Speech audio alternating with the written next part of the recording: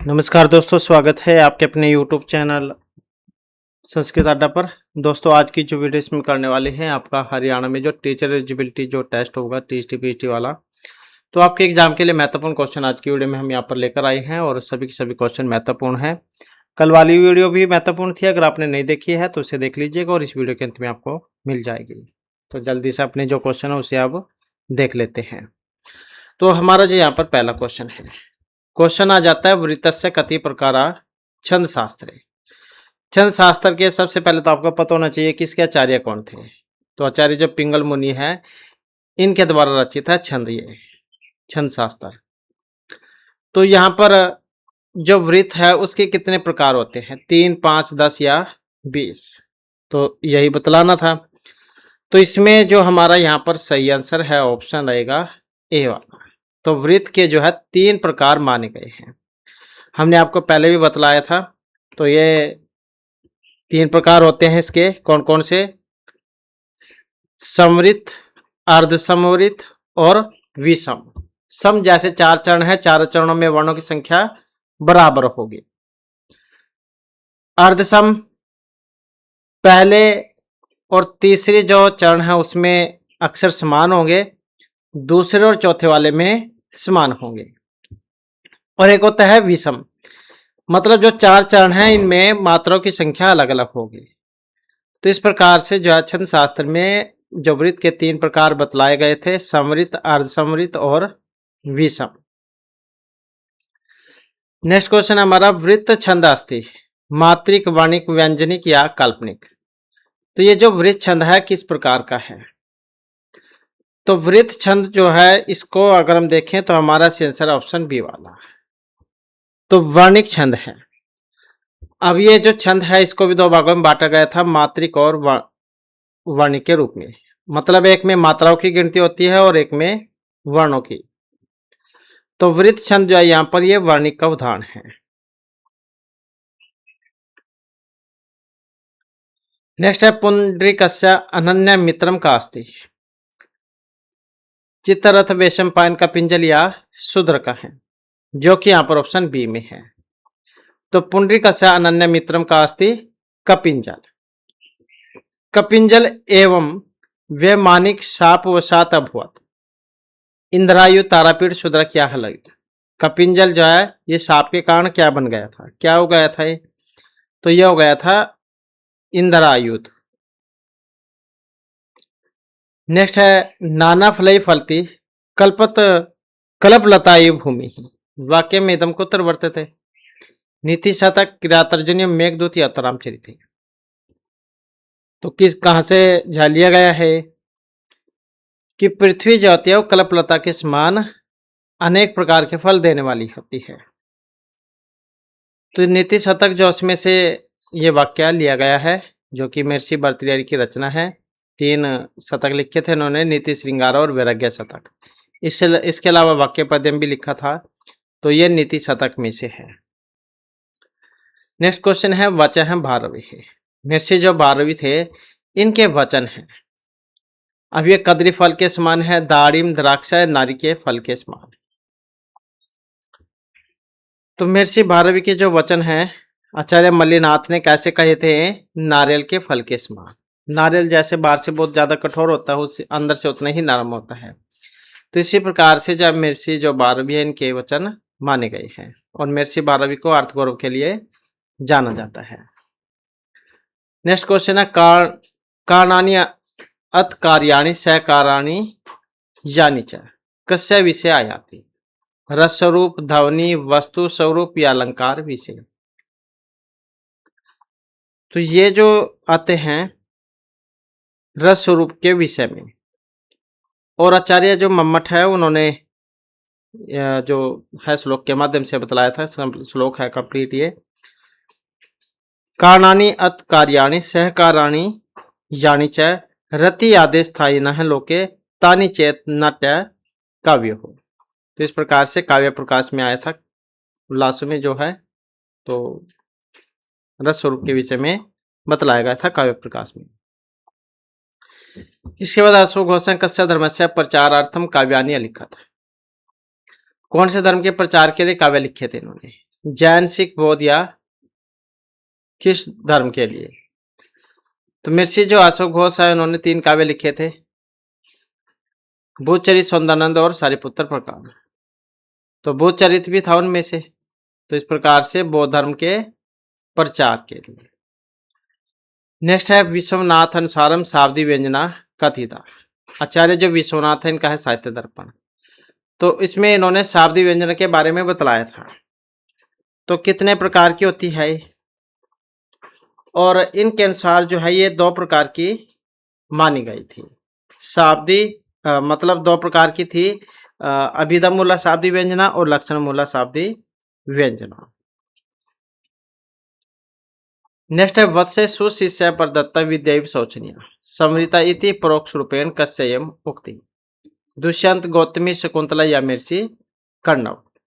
तो यहाँ पर जो उक्ति है ये इनमें से किन की थी, और इसका जो संबंध है ऑप्शन रहेगा सी से।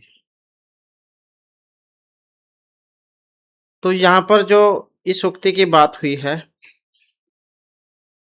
तो अनसुया ने प्रियंवदा, जो अनसुया और प्रियंवदा आपस में क्या है बातचीत कर रही थी, तो जो प्रियंवदा है वो महर्षि कर्णव के बारे में बतलाती है। तो इस प्रकार से देखें तो ऑप्शन सी। वैसे तो अनसुया प्रियंवदा आपस में बात कर रही है, तो प्रियंवदा इसमें महर्षि कर्णव के बारे में बतला रही थी। और अभिज्ञान शकुंतलम जो उसमें से लिया गया है, जो कि महर्षि कालिदास की रचना है। इसके बाद उत्तरामचरितस्य नायिका अस्ति। राम, परशुराम, बलराम या उत्तरा। उत्तर रामचरित। तो इसमें श्री राम जो उनके उत्तर आधारित बाद की कथा का वर्णन है। नायक इसमें श्री राम है, और नायिका सबको पता ही है, तो सीता है इसमें। 7 जो अंकों में है ये, और करुण जो है इसमें रस है, और वैदर्भी रीति का प्रयोग हुआ था इसमें, प्रसाद गुण और इसके अलावा माधुर्य गुण था इसमें। कर्बांक नाटक है ये। सबसे पहला अंक का नाम चित्रवीथी दर्शन था इसमें, तीसरे अंक का नाम छायांक, और सबसे लास्ट का जो था 7वां उसका नाम गर्भांक था सम्मेलन। और विदूषक का इसमें अभाव है, क्योंकि करुण रस है तो विदूषक इसमें कोई काम नहीं है, क्योंकि विदूषक होता है हंसाने के लिए, और इसमें करुण रस है तो विदूषक का कोई काम इसमें नहीं था। नेक्स्ट है उत्तरामचरित नायिका। अब जैसे नायक यहाँ पर श्री राम है, तो नायिका इसमें सीता हो जाएगी। कस्मिन् पुराणे छंद शास्त्रस्य वर्णनम अस्ति। तो किस पुराण में छंद शास्त्र का वर्णन है? अग्नि, नारद पुराण, वामन, स्कंद या कुर्म पुराण। और पुराण कितने होते हैं? पुराणों की संख्या 18 है, उपपुराण जो होते हैं ये भी 18 होते हैं। और जो महाभारत है इसमें पर्वों की संख्या ये भी 18 ही है, और श्रीमद् भागवत गीता में जो अध्याय है वो भी 18 ही है। तो सारे 18 हैं। तो यहाँ पर पूछा गया था कि कस्मिन् पुराणे छंद शास्त्र से वर्णनम अस्ति, जो कि ऑप्शन ए में है। तो कौन सा था ये? अग्नि नारद पुराण में। नेक्स्ट हमारा क्वेश्चन आ जाता है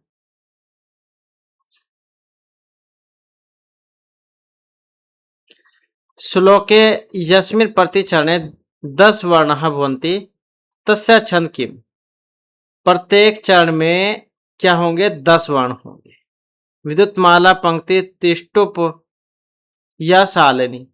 तो कौन से छंद की यहाँ पर बात इसमें हो रही है जिसके प्रत्येक चरण में 10 वर्ण होंगे? तो यहाँ पर बात हो रही है पंक्ति वाले की। और इस छंद की अगर हम बात करें तो मूल रूप से जो वेद थे इसमें प्रयुक्त एक प्राचीन वैदिक छंद है, जिसमें 40 मात्राएं होती हैं।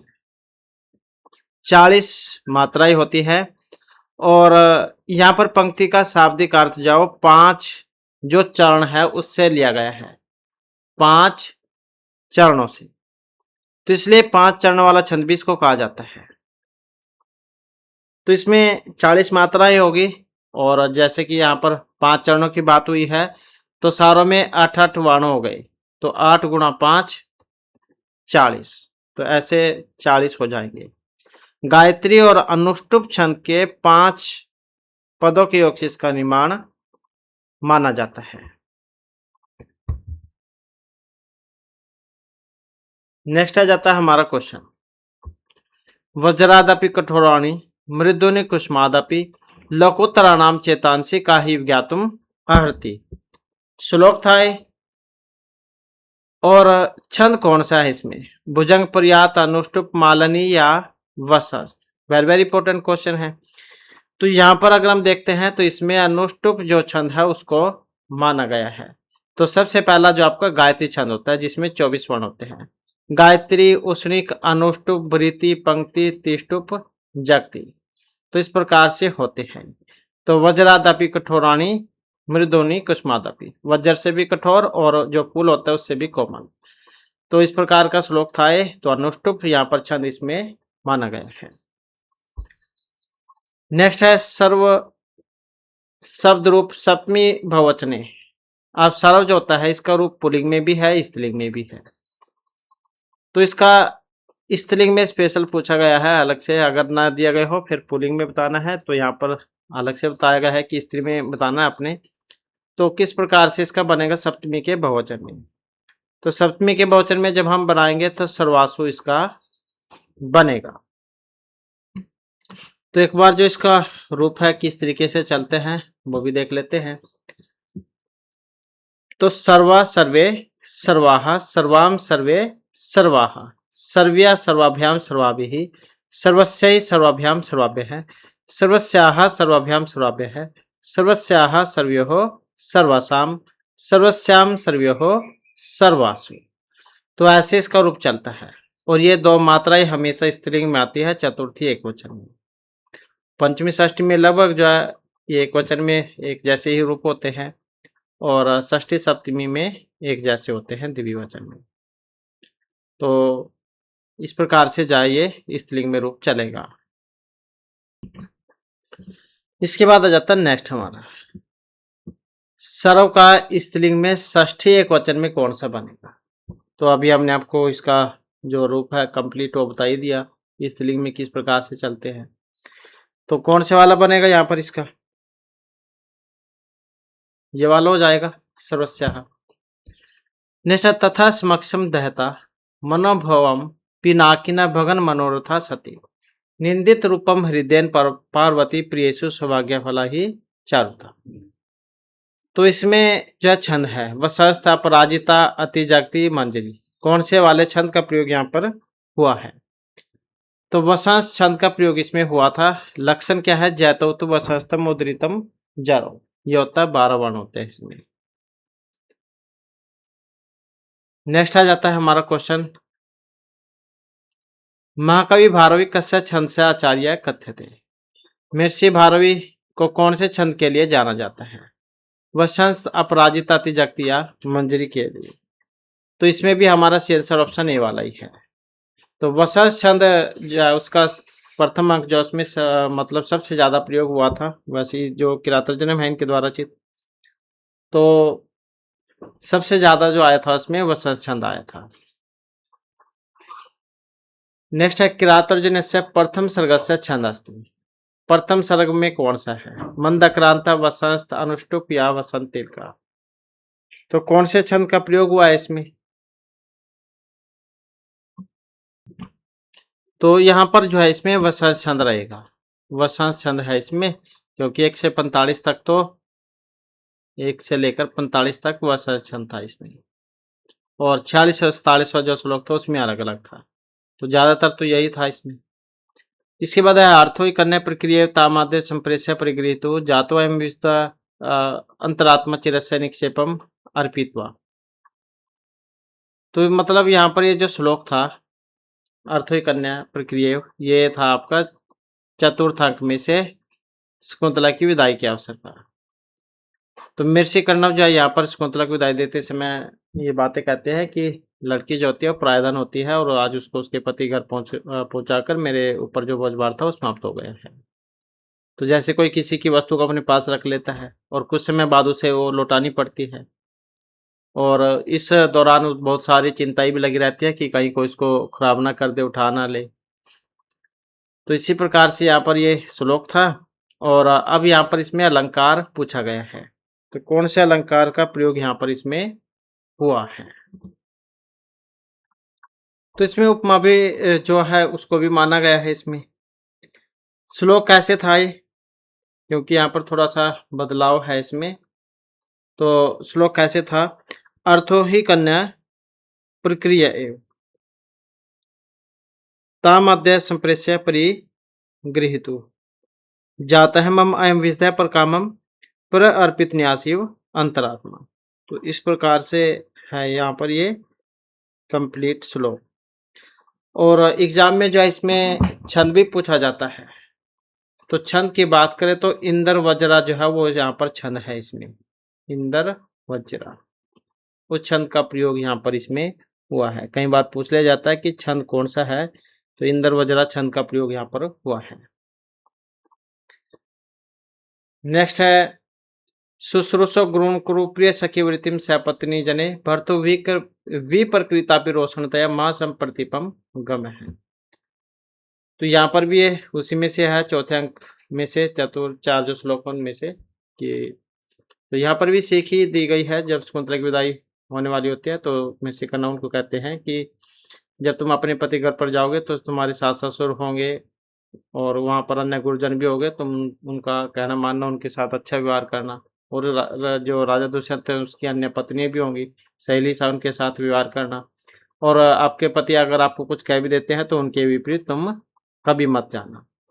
इस प्रकार का अगर इस तरह कहना मानती है तो अपने कुल की वृद्धि में सहायक होती है। अगर कोई विपरीत चलती है तो कुल का नाश की ओर उसको लेकर जाती है।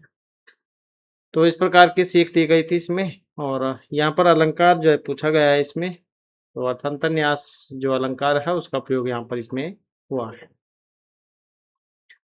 नेक्स्ट है शुश्रूष गुण कुरुप्रिय सखी वृत्ति सपत्नी जने।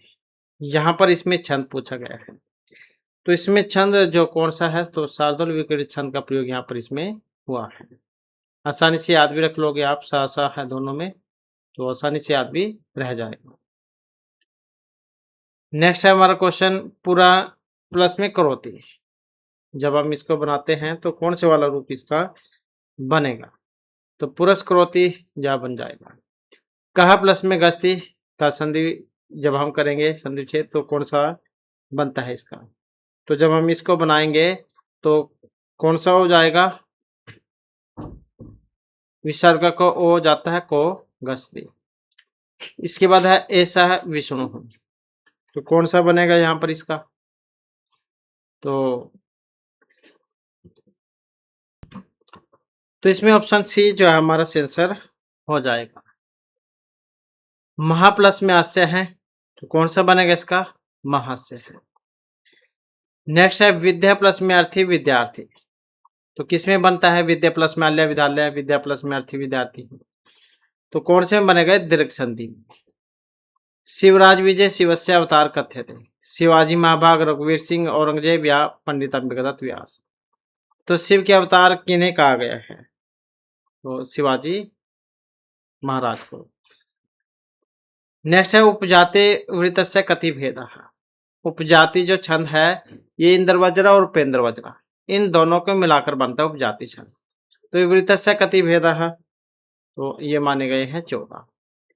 किरात अर्जुनस्य प्रतिसर्गस्य अंतिम पदम भवति, लक्ष्मी शिव विभु या श्री, कौन से शब्द का प्रयोग यहाँ पर इसमें हुआ है, तो लक्ष्मी शब्द। अनिर्भिन्नो गंभीरवाद अंतर्गुण घन व्यत है, पुटपाक प्रतिकाश है, रमस्य करुण रस है। श्लोक है उत्तरामचरित में से। उत्तरामचरित कस्य मुक्ति बसंती मोरला सीता या तमसा, तो इसके बारे में रहेगा ऑप्शन सी अर्थात मुरला की। उत्तरामचरितम कस्य कृति अस्ति, तो किन की रचना है, महर्षि भभूति की, तो इन्हीं की रचना है। क्योंकि महर्षि जो भभूति है इन्होंने 3 जो काव्य वो लिखे थे, तो उसी में से है महावीर चरित, मालती माधव और उत्तराम चरितम। नेक्स्ट हमारा क्वेश्चन आ जाता है स नपुंसकम इत्यनेन सूत्रेण नपुंसकत्व भवति। अव्ययभाव क्रमधारय बहुब्रीहि समास द्विगु समास में स नपुंसकम सूत्र के द्वारा किस में होता है नपुंसक लिंग? तो ये होगा समाहार द्विगु समास में। कर्मधारय समास विधायक सूत्रम सहसुप अनेकम अन्य पदार्थे विशेषण विशेषण बहुलम या अर्ध नपुंसकम। कर्मधारय समास विधायक सूत्र कौन सा है? तो यह विशेषण विशेषण बहुलम वाला। कर्मधारय और द्विगु जो है तत्पुरुष समास के ही भेद हैं। दंपत्ति अस्मिन पदे समास विग्रह भवति। दंपत्ति क्यों कौन होते हैं? पति पत्नी, उनको कहा जाता है। तो कौन सा हो जाएगा? जाया च पति च। आदस्थान समय चिन्ह तालिकाम चुनौत। इनका क्या मिलान करना है? तो मिलान करने में जिसका भी पहले पता हो उसी का आप मिलान करके इसमें देख सकते हैं। अब जैसे त्रिभुवनम है, 3 जो लोक है उनका समूह समाहार, तो सुर में संख्या आ गई मतलब द्विगु समास, तो इनका आप मिलान करके इसमें देख सकते हैं। तो कौन से वाला इसका होगा? तो 1 2 3 4।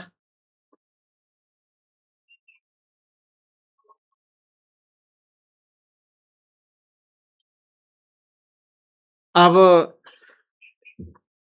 कर्मधारय कृष्ण सर्प है, अव्ययभाव निर्मक्षिकम बहुब्रीहि पीताम्बर है, और ये पीताम्बर में ये वाला भी हो जाता है कर्मधारय भी। तो विग्रह के ऊपर होता है वो।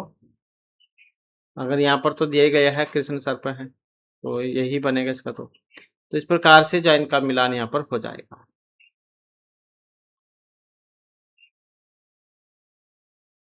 नेक्स्ट है इदम रथस्वे निषादिनाम परगणना निरूपणामत तोणद्वहि। तो ये जो यहाँ पर श्लोक है इसमें छंद कौन सा है? उपजाति अनुष्टुप पंक्ति या मंदाक्रांता। तो इसमें जो है ऑप्शन आएगा ये वाला उपजाति छंद। इसके बाद है धनैर निष्कुलिना कुलिना भवंती धनैर पदे मानवा निहि तरंती धनेभ्य परा बांधु है नास्ति लोके धन अन्य अर्जद्वम धन अन्य अर्जद्वम। तो यहाँ पर भी इसमें जो है छंद ही पूछा गया है। तो इसमें जो है भुजंग पर्यात जो छंद है उसका प्रयोग हुआ है। तो भुजंग पर्यात है इसमें। इसके बाद चतुर्भी यकार युक्त छंद है। 4 य जो होते हैं वो कौन से में होते हैं? तो ये भुजंग पर्यात जो है इसी में होते हैं। भुजंग पर्यातम चतुर्भी यकार, तो 4 या होते हैं इसमें। वसन छंद प्रति चाणे कति वर्णा भवन्ति। कितने होते हैं इसमें? 12 16 14 या 18 वसन छंद में। तो ये समृद्ध है जैतो तुम वसनस्थम उदरितम जरो, ये लक्षण होता है इसके, और 12 वर्ण इसमें होते हैं। नेक्स्ट आ जाता है हमारा क्वेश्चन इदम शब्दस्य पंचमी बहुवचने रूपम भवति। तो पुल्लिंग का पूछा गया यहाँ पर पंचमी बहुवचन में कैसे चलेंगे इसके रूप। तो कौन से वाला जो है यहाँ पर बनेगा इसका? ये वाला। और इसका भी रूप जा देख लेते हैं किस प्रकार से चलता है। अयम इमौ इमे इमम इमौ इमान अनेन आभ्याम एभिः अस्मै आभ्याम एभ्यः अस्मात् आभ्याम एभ्यः अस्य अन्योः एषाम् अस्मिन् अन्योः एषु। तो एभ्यः जो है यहाँ पर इस प्रकार से बनता है चतुर्थी में और पंचमी के बहुवचन में। तो इस प्रकार से बनते हैं। इसके बाद है किम का। पुल्लिंग शब्दस्य प्रथमा एकवचने रूपम होती। कह का किम का। पुल्लिंग स्त्रीलिंग नपुंसकलिंग इसके भी तीनों में अलग अलग बनते हैं। तो प्रथमा एकवचन में और पुल्लिंग का पूछा गया है इसमें, तो कौन सा वाला होगा इसका? ये वाला कह। और इसके भी जो रूप है एक बार वो देख लेते हैं किस तरीके से जा चलते हैं।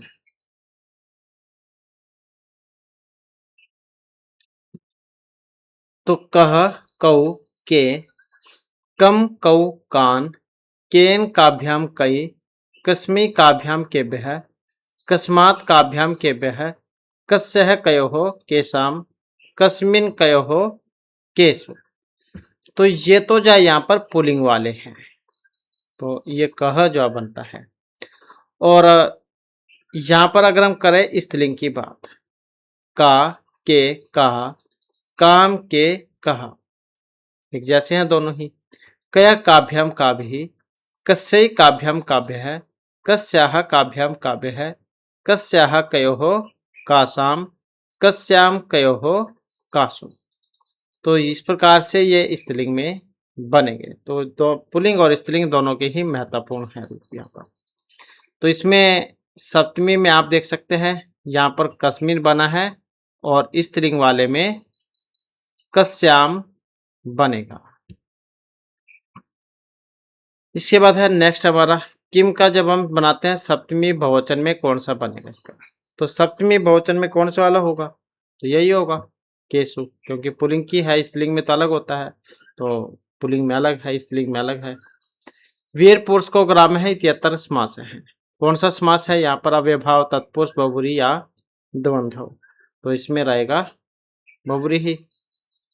जाड्यम द्योहर्ति सिंचिति वाचि सत्यम मनोन्तिम दिष्टिम पापम अपकरोति चेत प्रसादेति दीक्षु तनोति कीर्ति सत्संगति कथ्य किम न करोति पुंसाम। तो इस प्रकार का श्लोक था, ये सत्संगति के बारे में बतलाया गया था इसमें।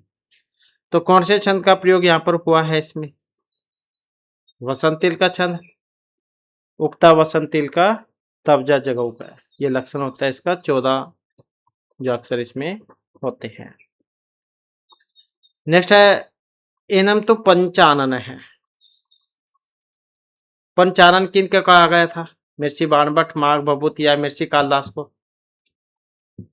तो महर्षि बाणभट्ट के बारे में ही आई थी ये वाली उक्ति। कादम्बरी यहाँ पर कृति है महर्षि बाणभट्ट, सुबंधु, हर्षवर्धन या भास्कर। किन की कृति है कादम्बरी, तो कादम्बरी जो है महर्षि बाणभट्ट की कृति है। और 2 भागों में बटा हुआ है पूर्वार्ध उत्तरार्ध में, क्योंकि महर्षि बाणभट्ट जब इसको लिखते हैं पूर्वार्ध भाग को तो बीच में मृत्यु हो जाती है, फिर इनके जो पुत्र थे पुलिन भट्ट वो इसको पूरा करते हैं। तो इस प्रकार से 2 भागों में बटी हुई है ये। और कादम्बरी का मतलब क्या है, कादम्बरी का अर्थ लिया गया था मदिरा से। और इसके बारे में उक्ति आती है, कादम्बरी रसज्ञा नाम आहार अपिना रोचते। कादम्बरी का रस जिसको अच्छा लग जाता है उसको भोजन भी अच्छा नहीं लगता है। तो इस प्रकार से जो हमारी क्लास और ये महत्वपूर्ण क्वेश्चन थे। नेक्स्ट वीडियो होगी, इसमें इससे आगे के जो महत्वपूर्ण क्वेश्चन है उसे हम कंप्लीट करेंगे। और दोस्तों हमारे साथ अंत बनाने के लिए धन्यवाद।